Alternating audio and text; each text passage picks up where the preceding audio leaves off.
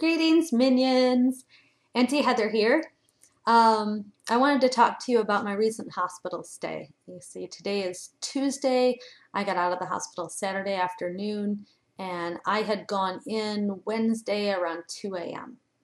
The reason that I was in the hospital, well, all day Tuesday I was in intense pain. My abdomen, it was terrible. I felt like somebody had either stabbed me with a knife and left the knife there, or like I had swallowed a bunch of glass, like really sharp shards of glass. It was really horrific, and my pain, it would like spike and then stay there. I couldn't, taking anything didn't do anything, moving in different positions didn't do anything, relaxing, nothing worked to ease the pain at all.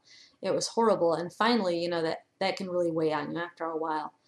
Finally at 2 a.m. I woke up my husband and I said, we have to go to the ER. And I'm not a person that rushes to the doctor easily, so he took it seriously and took me in, and I'm really, really glad that I went in. And I'm really glad that I had this hospital stay because it's taught me some interesting things about myself that I did not know. Now, when I got to the hospital and everything, the ER is wonderful. It was incredible. Barnes Jewish out here in St. Louis, they are incredible, and I love them. They're just amazing, amazing doctors. And I went in, and the first thing right away, they gave me pain meds, and they gave me something really strong. It's supposed to be stronger than morphine. It's actually called Dilaudid or something like that. Only it didn't do anything. My pain was that bad. It didn't touch it. So, but they kept giving it to me and kept giving me more to see if they could kind of get on top of my pain. They said, first we want to get you comfortable, then we want to find out what is causing this pain. And I really appreciated that because I was in intense pain, you know, for a long time. So they go through, and a lot of people examine me, and a lot of people talk to me, and they're figuring things out. And finally they go, okay, you know what we're going to do? We're going to do an endoscopy. Now, if you don't know what an endoscopy is when they take pretty much a camera and shove it down your throat so they can look at your insides. I did not want to be awake for the endoscopy. So they took me down to give me the endoscopy, and then they stuck this thing that looked like a little piece of a PVC pipe in my mouth to keep my mouth open for while they were sticking a camera down there. And then they gave me this medication to knock me out. Now, the funny thing is that they didn't tell me until afterwards the medication that they gave me to knock me out for that time is the same stuff that Michael Jackson had.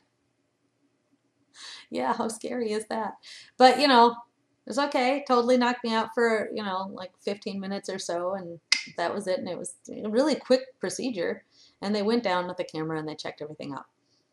Here's what they found. It turns out I had a very deep, but small, but very deep ulcer. And I didn't know about it. And so over time, that ulcer was slowly bleeding. And, you know, like anything, if you've got a drip coming out of a faucet and it's just one little drop of water, before you know it, that drop of water really adds up. I mean, it can turn into buckets within any amount of time, you know, really quickly. So what was happening was that my ulcer was bleeding, they said probably over the last like 2 years or so, was bleeding.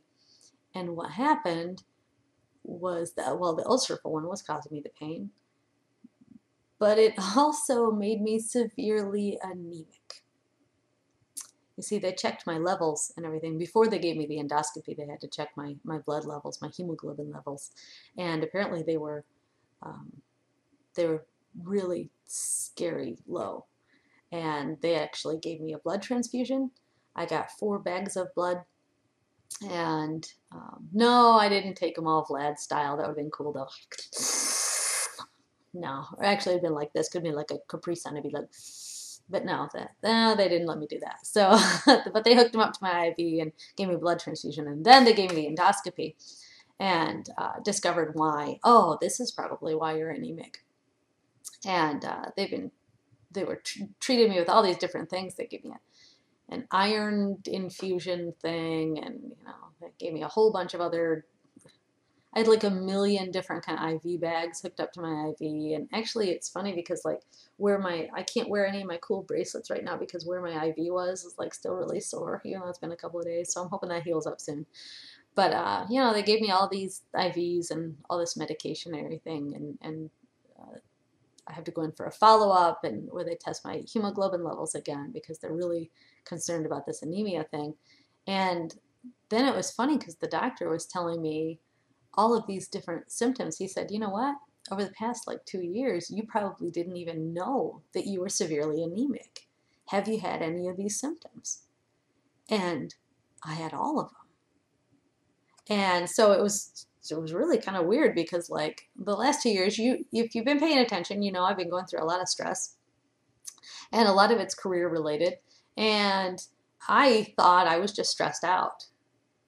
Turns out I wasn't just stressed out, I was anemic. So all of the fatigue that I had and you know, some of the depression I was experiencing and some of the weird things like the shortness of breath and my heart racing when I'd walk up the stairs and my nails kind of curling and my insomnia spiking and things like I was experiencing pica, or I don't know if it's pica, I call it pica, when you have the urge to eat strange things. I've always eaten ice. It's kind of it's a bad habit. Don't do it if you never did it before. Don't do it. But I've always kind of eaten ice. But my pica really got out of control where I was eating like a 5-pound bag within like a day or so. I know that's horrible, and it's horrible to admit to it. I don't have the urge to eat ice now, but after the transfusion, I'm feeling much better. But I had that, and I also had the urge to smell strange things like spray paint fumes, gasoline, things like that. I would have the urge. I would have to smell it, and it took everything I could. I wouldn't. It would take everything I could to resist the urge to be around those things.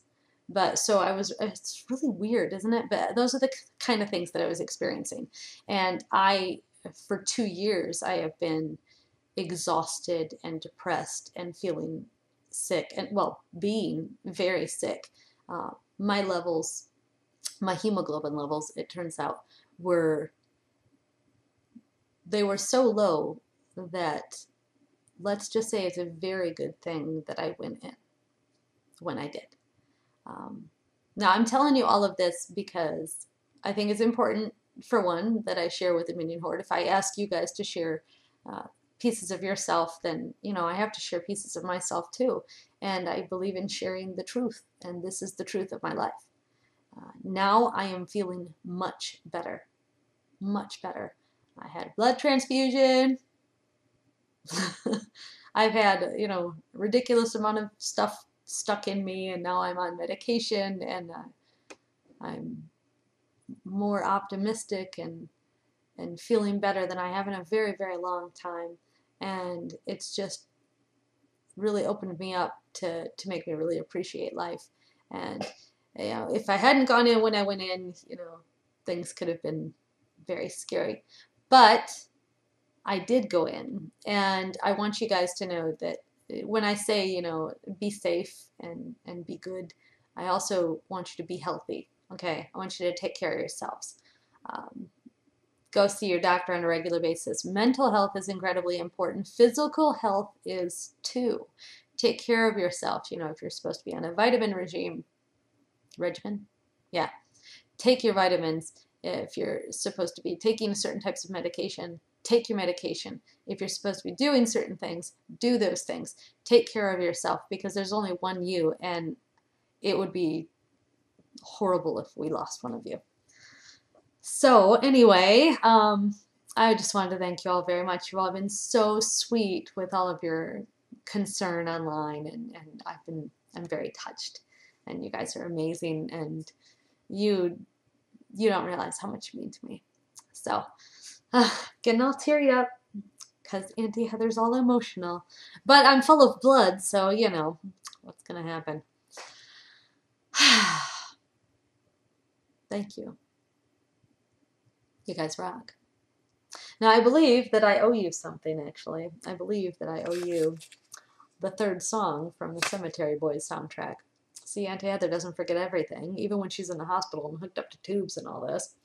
The song today actually is a personal favorite and kind of ironic if you think about it, really. That's today's song. It's by, get ready, go to iTunes, go Pandora, go wherever you got to go to get this song. You can, if you don't have any money, you can go on YouTube and search for the official video and listen to the music there. Okay, but you know, it'd be cool if you downloaded it.